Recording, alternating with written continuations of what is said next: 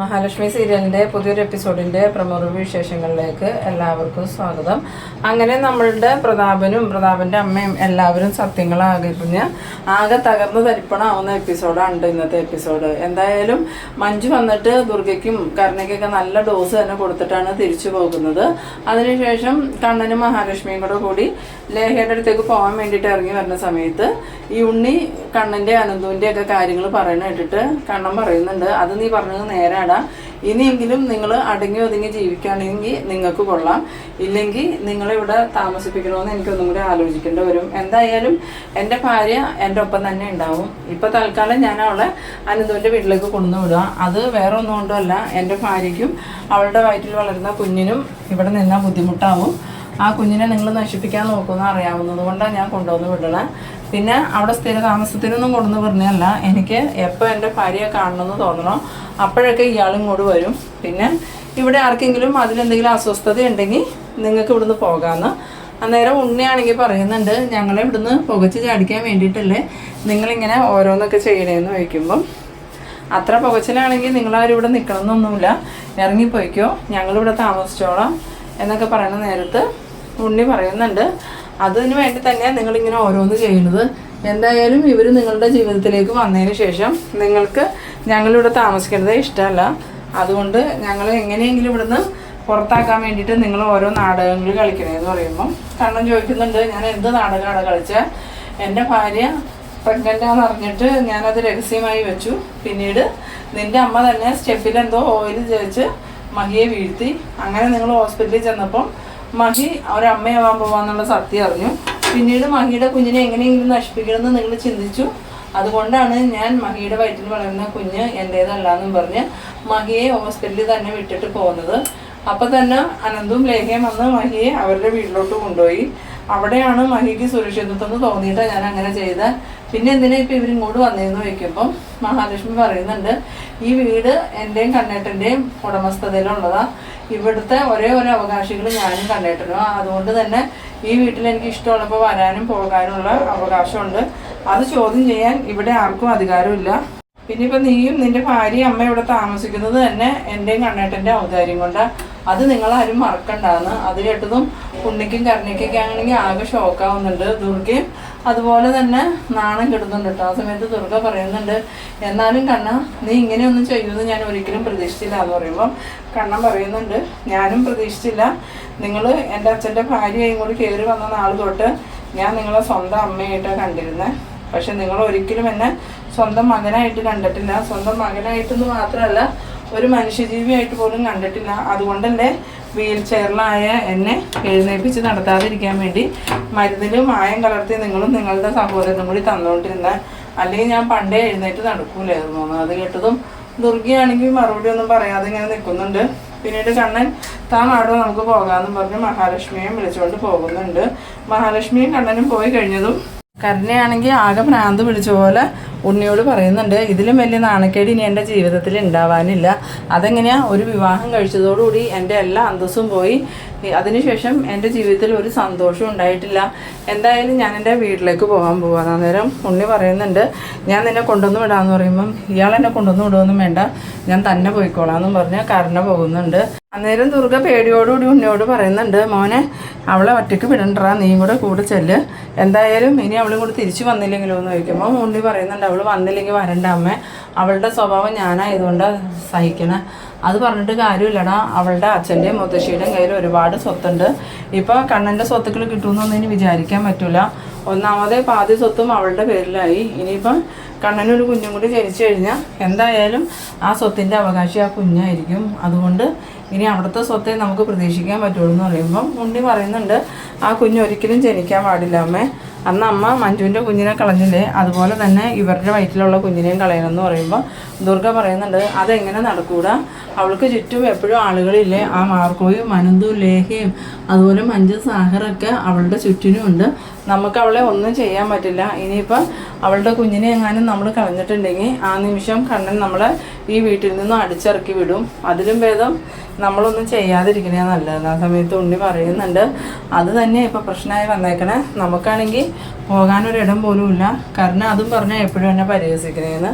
പ്രതാപനും പ്രതാപൻ്റെ അമ്മ ഇങ്ങനെ കരുണ വരാത്ത എന്താണെന്നൊക്കെ ഇങ്ങനെ ആലോചിച്ചിരിക്കുന്ന സമയത്ത് മോഹിനി വന്നിട്ട് കരുണമോളെ ഇതുവരെ കണ്ടില്ലല്ലോ എന്ന് പറയുമ്പോൾ പ്രതാപൻ പറയുന്നുണ്ട്, എന്തായാലും സദ്യ കഴിഞ്ഞിട്ട് അവൾ വരുമെന്നാണ് പറഞ്ഞ്.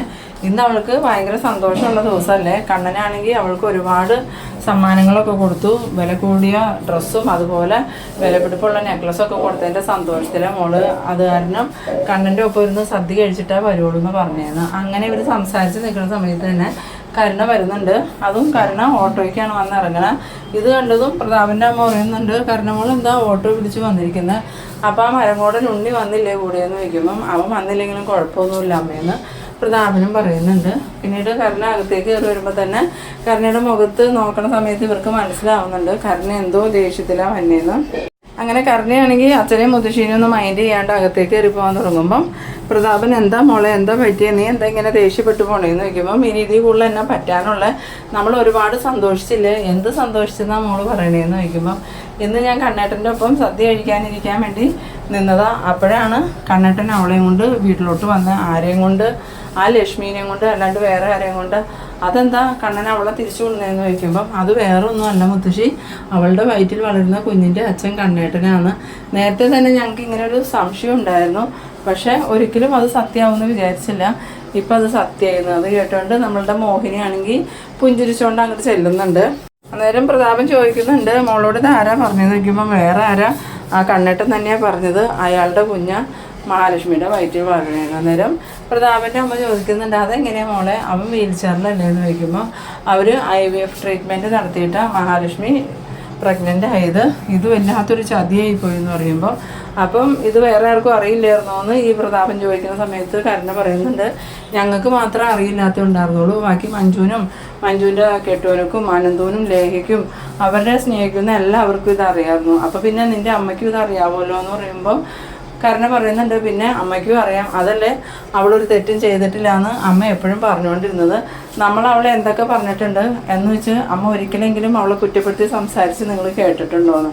അന്നേരം മോഹിനി അങ്ങോട്ട് വന്നിട്ട് പറയുന്നുണ്ട്, എൻ്റെ മോളൊരു തെറ്റും ചെയ്യില്ല എന്ന് എനിക്ക് ഉറപ്പുണ്ടായിരുന്നു. അതുമാത്രമല്ല മോളുടെ വയറ്റിൽ വളരുന്ന കുഞ്ഞ് കണ്ണൻ്റെ ആണെന്നും എനിക്കറിയായിരുന്നു. പിന്നെ നിങ്ങൾ മോളെ എന്ത് പറഞ്ഞാലും ഞാൻ എന്തിനാ വിഷമിക്കണം, നിങ്ങൾ സത്യങ്ങൾ മനസ്സിലാക്കേണ്ട സമയത്ത് മനസ്സിലാക്കിക്കോട്ടെ എന്ന് കരുതി ഞാൻ പറയാണ്ടിരുന്നത്. അതുമാത്രമല്ല കണ്ണൻ്റെ കുഞ്ഞ് ആ മോളുടെ വയറ്റിൽ വളരണേന്ന് അറിഞ്ഞിട്ടുണ്ടെങ്കിൽ നിങ്ങളെല്ലാവരും ചേർന്ന് ആ കുഞ്ഞിനെ കൊല്ലാൻ നോക്കൂലേ, അല്ലെങ്കിൽ തന്നെ ആ കുഞ്ഞിനെ കൊല്ലാനായിട്ട് ഞാൻ മോൾക്ക് ഉണ്ടാക്കി വെച്ചിരുന്ന പലഹാരത്തിൽ വിഷം ചേർത്തവരല്ലേ നിങ്ങളെന്ന്. അത് കേട്ടതും കരുണ പറയുന്നുണ്ട്, അമ്മ എൻ്റെ മുന്നിൽ നിന്ന് മിണ്ടാതെ പോയിക്കോ, അതാ അമ്മയ്ക്ക് നല്ലത്, ഇതുപോലെ ഒരു അമ്മയെ കിട്ടിയതാണ് എൻ്റെ ഏറ്റവും വലിയ ശാപമെന്ന്. പിന്നീട് കാണിക്കുന്നത് നമ്മളുടെ കണ്ണനും മഹാലക്ഷ്മി ആണെങ്കിൽ അനന്തുവിൻ്റെ വീട്ടിലേക്ക് ചെല്ലുന്നുണ്ട്. അങ്ങനെ ലേഖയും അനന്തും എല്ലാവരും ചേർന്ന് സദ്യയൊക്കെ എടുത്ത് ടേബിളിൽ വയ്ക്കുന്ന സമയത്ത് കണ്ണനോടും മഹാലക്ഷ്മിയോടും അവിടുത്തെ വിശേഷങ്ങൾ ചോദിക്കുന്ന നേരം മഹാലക്ഷ്മി പറയുന്നുണ്ട്, എല്ലാവരും മരിച്ച രീതിയിലായിട്ടുണ്ട്, ഇനിയിപ്പോൾ ആ വീട് ഒരു മരണ വീടിന് തുല്യ, എന്തായാലും അവരിനി അടങ്ങിയിരിക്കുമെന്ന് തോന്നണില്ല എന്ന് പറയുമ്പം അനന്ത് പറയുന്നുണ്ട്, ഉണ്ണിയെ വളരെയധികം സൂക്ഷിക്കണം, ആ മേഘനിപ്പോൾ കിടപ്പായതുകൊണ്ട് ആ പ്രശ്നമില്ല, ഇനി ഉണ്ണിയും പ്രതാപനും അതുപോലെ ആ വാമദേവനും ചേർന്ന് മഹിയും കണ്ണനെയും അപകടപ്പെടുത്താൻ നോക്കുന്നു. അന്നേരം കണ്ണൻ പറയുന്നുണ്ട്, ഇനിയും എൻ്റെ രണ്ടാനമ്മയും അവരുടെ മകനും എന്നെയോ മഹിയോ അപകടപ്പെടുത്താൻ നോക്കിയാൽ പിന്നെ അവർക്ക് ആ വീട്ടിൽ സ്ഥാനം ഉണ്ടാവില്ല എന്ന്. അന്നേരം അനന്ത് പറയുന്നുണ്ട്, ഞങ്ങൾ എത്ര കാലമായി നിന്നോട് പറയണു അവരെയൊക്കെ വീട്ടിൽ നിന്ന് പുറത്താക്കിയിട്ട് മഹിയുമായിട്ട് സന്തോഷമായിട്ട് അവിടെ ജീവിക്കാൻ, അപ്പം നിനക്ക് അവരെ ഒന്നും പുറത്താക്കാൻ പറ്റില്ല എന്ന്. അന്നേരം കണ്ണൻ സങ്കടത്തോടുകൂടി പറയുന്നുണ്ട്, എങ്ങനെ പുറത്താക്കാനാടാ, ഞാൻ എൻ്റെ സ്വന്തം അമ്മയെ പോലെയല്ലേ അവരെ കണ്ടേന്ന്. പിന്നീട് കാണിക്കുന്നത് നമ്മളുടെ ഉണ്ണീനെയും ദുർഗേനെയാണ്. ഉണ്ണിയാണെങ്കിൽ ഇങ്ങനെ ആകെ ദേഷ്യം കയറി നിൽക്കുകയാണ്. അന്നേരം ദുർഗ പറയുന്നുണ്ട്, എടാ ഉണ്ണി, ഇനി നമ്മൾ എന്ത് ചെയ്യൂടാന്ന് ചോദിക്കുമ്പം ഇനി എന്ത് ചെയ്യാനാ, അയാളും അവരും നമ്മളിവിടുന്ന് ഇറക്കി വിടണവരെ നമുക്കിവിടെ താമസിക്കാം, അതിനു മുമ്പായിട്ട് ഞാൻ അയാളെയും അവരെ ഇല്ലാണ്ടാക്കുന്നു. അന്നേരം ദുർഗ പറയുന്നുണ്ട്, നീ ആവശ്യമില്ലാത്തതിനൊന്നും പോകണ്ടാഴോ, എന്തായാലും എത്ര നാളും ഇങ്ങനെ പോകുന്നു നോക്കട്ടെ, അവൾക്കൊരു കുഞ്ഞ് ജനിച്ചു കഴിഞ്ഞാൽ പിന്നെ കണ്ണൻ്റെ സ്വത്തിൻ്റെ അവകാശി ആ കുഞ്ഞായിരിക്കും, അതുകൊണ്ട് നമുക്കിനി കണ്ണൻ്റെ സ്വത്ത് കിട്ടുമെന്നുള്ള ഒരു പ്രതീക്ഷയും വേണ്ടാന്ന്. അന്നേരം ഉണ്ണി പറയുന്നുണ്ട്, ഒരിക്കലും ആ കുഞ്ഞ് ജനിക്കാൻ ഞാൻ അനുവദിക്കില്ല അമ്മേ, ഞാനും അമ്മാവനും ചേർന്ന് ചിലതൊക്കെ പ്ലാൻ ചെയ്യുന്നുണ്ട്, അയാളെ ഞാൻ ഇല്ലാണ്ടാക്കും, ഞങ്ങളെ ഈ മാതിരി ചതിച്ച അയാളെ ഞാൻ ജീവിക്കാൻ അനുവദിക്കില്ല, ഇനിയിപ്പോൾ അയാൾ വീൽ ചെയറിൽ നിന്ന് എഴുന്നേൽക്കും കൂടി ചെയ്താൽ നമ്മളുടെ ജീവിതം ഇതിലും കഷ്ടമാവുന്നു. അന്നേരം ദുർഗ പറയുന്നുണ്ട്, എന്നാലും നിൻ്റെ അച്ഛനുണ്ടായിരുന്നെങ്കിൽ ഇങ്ങനെയൊന്നും സംഭവിക്കില്ലായിരുന്നടാ, അച്ഛൻ മരിച്ചതുകൊണ്ടാണ് ഈ പ്രശ്നമൊക്കെ ഉണ്ടായെന്ന് പറയുമ്പോൾ ഉണ്ണിക്കാണെങ്കിൽ ആ ഒരു കാര്യം എടുത്തിട്ട് ഭയങ്കര ദേഷ്യം വന്നിട്ട് ഉണ്ണി പറയുന്നുണ്ട്, ആ ഒരു ലോറി ഡ്രൈവർ കാരണം എനിക്ക് എൻ്റെ അച്ഛനെ നഷ്ടപ്പെട്ടത്, അയാളെ എൻ്റെ കൈ കിട്ടിയിട്ടുണ്ടെങ്കിൽ ഞാൻ അയാളെ ജീവനോടെ വെച്ചേക്കില്ല എന്ന്. ആ സമയത്തൊന്നും ഉണ്ണിക്കോ ദുർഗയ്ക്കോ അറിയില്ല ഇവർ ഭയങ്കര സ്നേഹത്തോടുകൂടി ചേർത്ത് നിർത്തിയിരിക്കുന്ന വാമദേവനും പ്രതാപനും ചേർന്നാണ് ഈ ഉണ്ണിയുടെ അച്ഛനെ കൊന്നേന്നുള്ള കാര്യം. പക്ഷെ അധികം വൈകാതെ തന്നെ ഈ സത്യങ്ങളെല്ലാം ഉണ്ണിയും ദുർഗയും മനസ്സിലാക്കുന്ന എപ്പിസോഡാണ് ഇനി വരാൻ പോകുന്നത്. എന്തായാലും അത് മനസ്സിലാക്കി കഴിഞ്ഞാൽ പിന്നെ ഉണ്ണിയും ദുർഗയും കണ്ണൻ്റെ മഹാലക്ഷ്മിയുടെയും ഒപ്പം തന്നെ നിൽക്കൂട്ടോ. അങ്ങനെയുള്ള എപ്പിസോഡുകളാണ് ഇനി മുന്നോട്ട് വരാൻ പോകുന്നത്. എന്തായാലും നിങ്ങളെൻ്റെ വീഡിയോ ആദ്യമായി കാണുന്നവരാണെങ്കിൽ ചാനലൊന്ന് സബ്സ്ക്രൈബ് ചെയ്യാനും ഇഷ്ടമായാൽ ലൈക്ക് ചെയ്യാനും ഷെയർ ചെയ്യാനും മറക്കരുത്. അപ്പോൾ ഇതുപോലെ ഇൻട്രസ്റ്റിംഗ് ആയിട്ടുള്ള അടുത്തൊരു എപ്പിസോഡുമായി വീണ്ടും കാണാം. അതുവരേക്കും ബൈ ബൈ.